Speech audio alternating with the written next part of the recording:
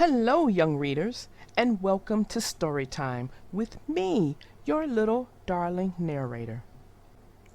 I hope you enjoy this channel and that your imagination gets a good workout through the stories read here. Now, if you really enjoy this channel, then I'm inviting you to subscribe to this channel. If you like a story that's being read to you, I need you to do me a favor. I need you to smash that like button. Let me know you like a story. That lets me know to keep doing what I'm doing so you can get more stories like it. Okay?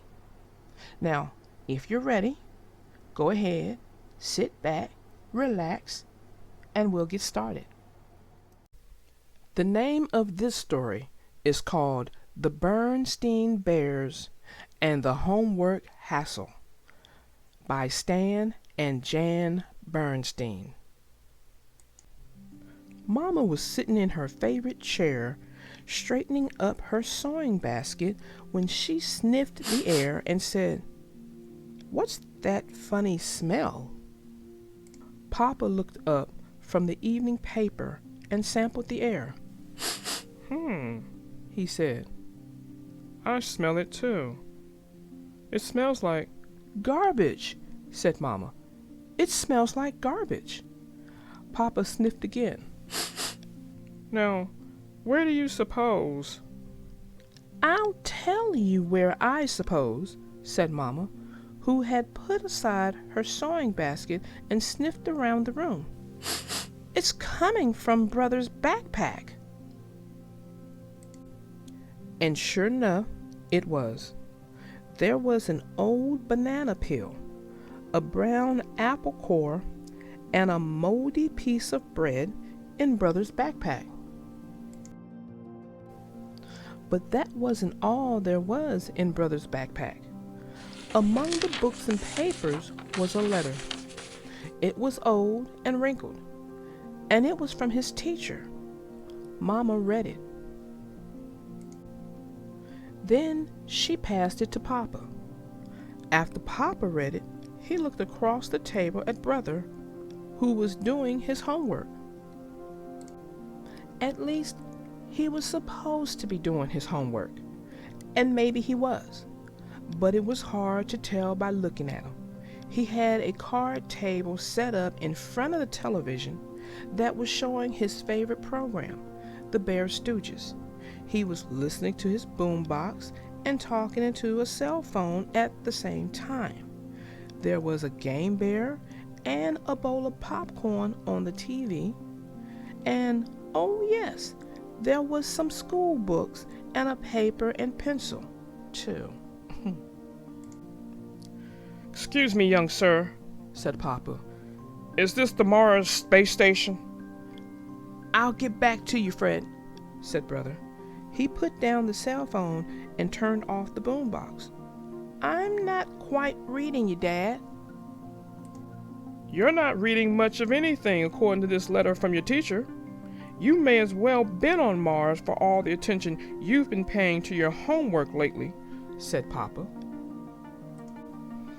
"Letter? What letter?" asked Brother. "This old wrinkled letter that Mama found in your backpack," said Papa. The letter may have been old and wrinkled, but its message was clear. "In my backpack," said Brother. "I thought my backpack was private." "When something starts to smell like garbage," said Mama, "it isn't private anymore." Sister Bear couldn't resist putting her 2 cents in. "I don't see how you expect Brother to keep up with his homework. He has so many more interesting things to do.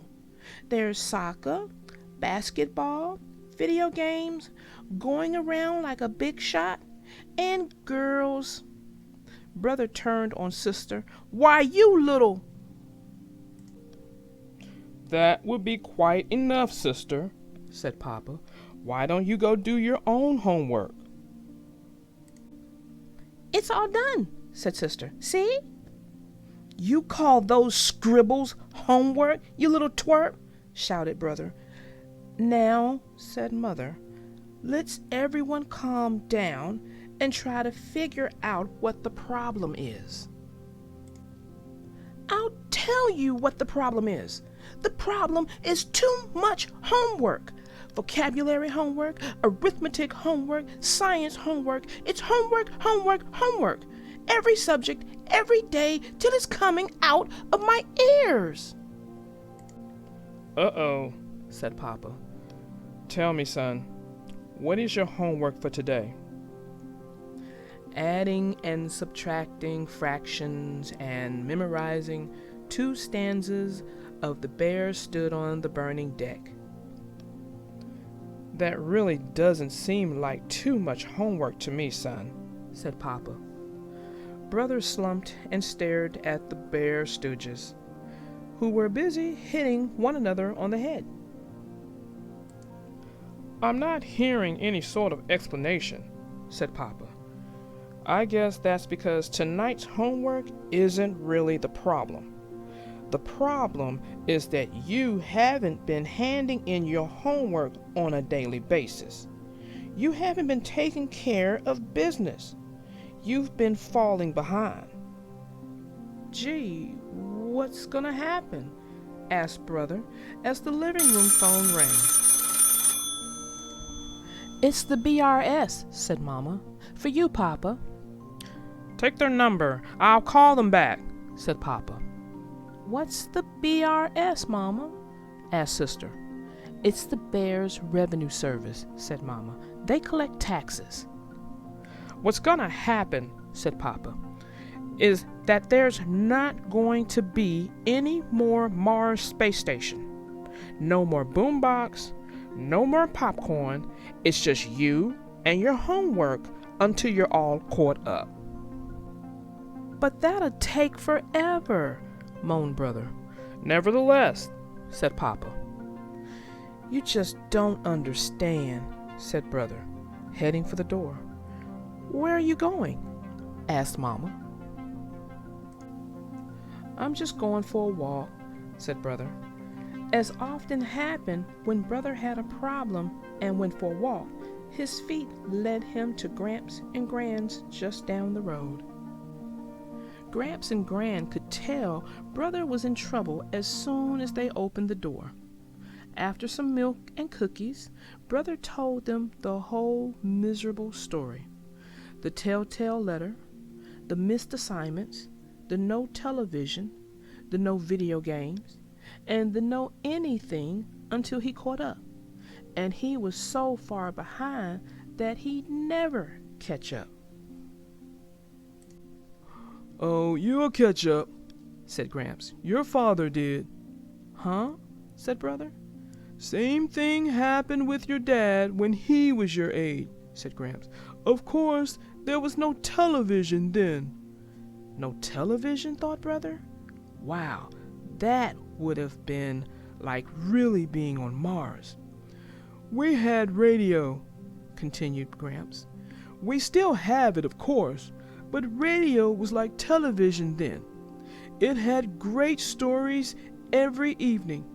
There was a western called Bear Smoke, and Buck Barron in the 25th century was sort of like Bear Trek is now. And your dad listened to them while he did his homework. And he was big on sports, just like you are. So he fell further and further behind. I clamped down on him just like he's clamping down on you. Gee, thought Brother, Papa does understand. The thought that he'd gone through it all himself made Brother feel a little bit better. A stranger was meeting with Papa when Brother got home. He's from the BRS, said Sister. It has something to do with taxes. It looks like Papa hasn't been taking care of business either. The stranger was about to leave. We'll be glad to give you a little more time, but you're gonna have to catch up, he said as he left. And that's how it worked out. Brother sat on one side of the card table and Papa sat on the other side. It was a good lesson for both of them. Well, that ends our story, and I hope you enjoyed it. As you can tell, I love the Berenstain Bears. In fact, anytime I get an opportunity to read one in, I do. This channel has a playlist dedicated to the Berenstain Bears, and as of right now, there's about 11 stories in there. This one will make 12. So, as you can tell, I love Berenstain Bears. Now, this particular story had a great takeaway, and there are many takeaways you can get from the story, but the main takeaway that I got from it was distractions. They keep you from achieving your goal, be it whatever your goal may be. If it's homework, get distractions out of your way. If it's taxes, get it out the way. But it's whatever your goal is that you need to achieve, you got to get the distractions out of the way. And that's something that's going to keep you from doing what you know you need to do. So that was my main takeaway from it. And I'm hoping that you were able to get that and many more takeaways from this story. So until next time, my young readers, I am your little darling narrator. Out.